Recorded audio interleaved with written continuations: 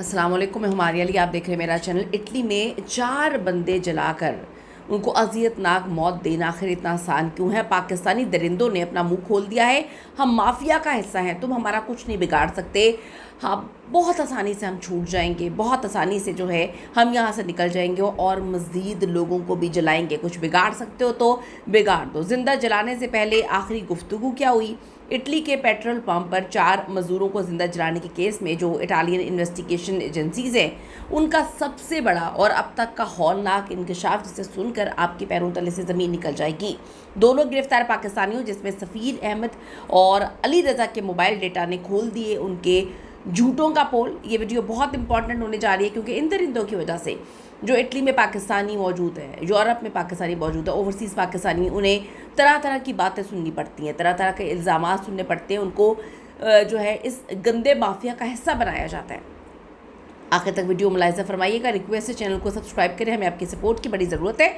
आप देखें कि ये सोचा समझा मर्डर प्लान था या फिर एक पैसों का तराजा था, गुस्से में हो गया। गुस्से में 4 बंदों को गाड़ी के अंदर बंद करके बुरी तरह से जो है जला दिया जाता है। सीसीटीवी में अलग से जो कैन में पेट्रोल ख़रीदने का सच भी सामने आया है।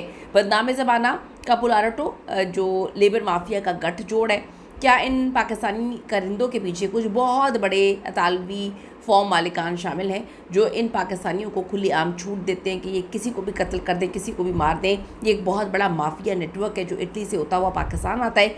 इटली के इलाके कलावडिया में पेश आने वाला इस लर्जा खेज बल्कि इंतहाई अफसोसनाक वाक़या, इसने एक सनसनीखेज़ रुख इख्तियार कर लिया है। इटालियन पुलिस की हालिया इन्वेस्टिगेशन, मुल्ज़िमान के जो मोबाइल फ़ोन्स की जियो लोकेशन, फॉरेंसिक टीम की रिपोर्ट्स, इन सब ने मिलकर साबित कर दिया कि ये कोई आम हादसा नहीं है, एकदम कोई इश्तियाल अंगेज़ रद्दअमल भी नहीं है, बल्कि एक खौफनाक और प्लांटेड मर्डर है। आखिर इन दोनों गिरफ्तार पाकिस्तानियों ने किस तरह से जो है अपने साथियों को तड़पा के मारने के बाद इतने खुद को रिलैक्स किया हुआ है, किस तरह से वो जो है पुरसकून है, उनको लगता नहीं है, उनको यकीन है कि जल्द ही उनको बाहर निकाल लिया जाएगा। अब कौन से बड़े चेहरे जो हैं वो सामने आए हैं? क्या ताने बाने सिर्फ इटली से मिलते हैं या पाकिस्तान भी पहुंचते हैं? आज की वीडियो में जो है ये चीज़ें मैं सामने रखूँगी। इटालियन पुलिस ने गिरफ्तारी के बाद दोनों मुल्ज़िमान जो सफ़ीर और अली रज़ा हैं के मोबाइल कब्ज़े में लिए थे।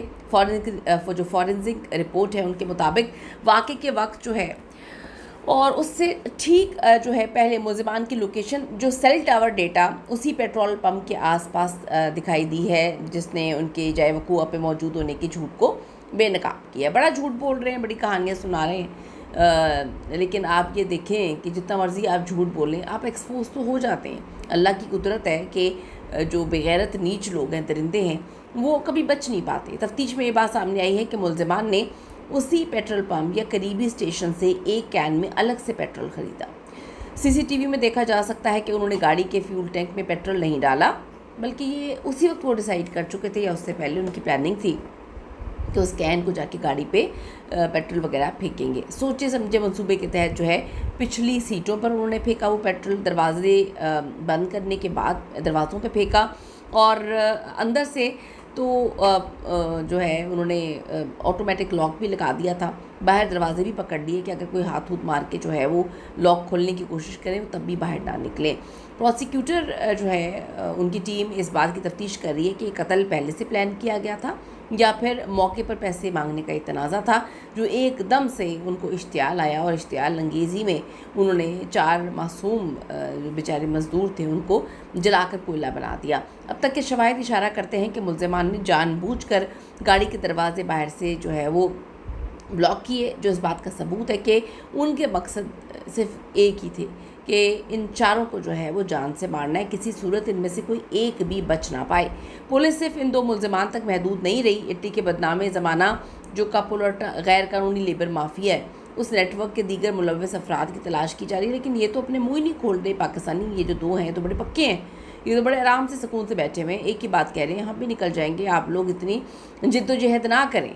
पुलिस ये जानने की कोशिश कर रही है कि इन पाकिस्तानी कारिंदों के पीछे कौन से बड़े जो इटालियन फॉर्म मालिकान या एजेंट्स थे जो गैर कानूनी तरीके वतन के इस इस्तेसाल और ब्लैकमेलिंग में मुलव्वस थे।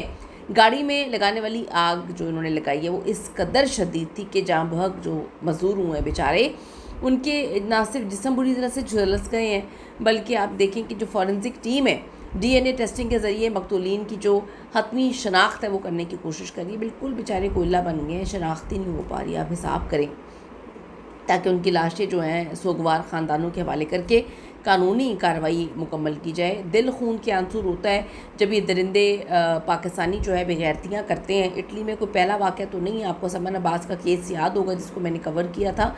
उस केस में सगे वालिदैन ने अपनी बेटी को बेदर्दी से कत्ल किया, पाकिस्तान से वहाँ पे लेकर जाते हैं और फिर वहाँ पे बच्ची ने अपनी पसंद से एक पाकिस्तानी मुस्लिम से शादी करने की ख्वाहिश का इजहार किया, तो इन्होंने पकड़ के उसको मौत की वादी में फेंक दिया, अपनी ज़िंदगियाँ भी बर्बाद की, बच्ची को भी कत्ल कर दिया। पाकिस्तान छुप गए थे, 1-1.5 साल तक पुलिस इनको ढूंढती रही और फिर पाकिस्तान से घसीटती भी इसके बाप को लेकर गई है और वहाँ पे जाके सज़ा दी है। तो इनको लगता है कि ये बच जाएंगे, तो इनकी बहुत बड़ी खाम ख्याली है। इस सारे वाक़े पे आपकी क्या ओपिनियन, अपनी कीमती राय ज़रूर दीजिएगा, क्योंकि बहुत सारे पाकिस्तानियों के मैसेजेस आ रहे हैं जो इटली में मौजूद हैं कि इन दरिंदों की, ऐसे दरिंदों की वजह से हमारे जो है रिप्यूट ख़राब होती है, हमारे सर शर्म से झुक जाते हैं और वहाँ पे जो कम्युनिटी है हमारा जीना हराम कर देती है। ज़रूर कमेंट्स करिएगा। See you in the next video.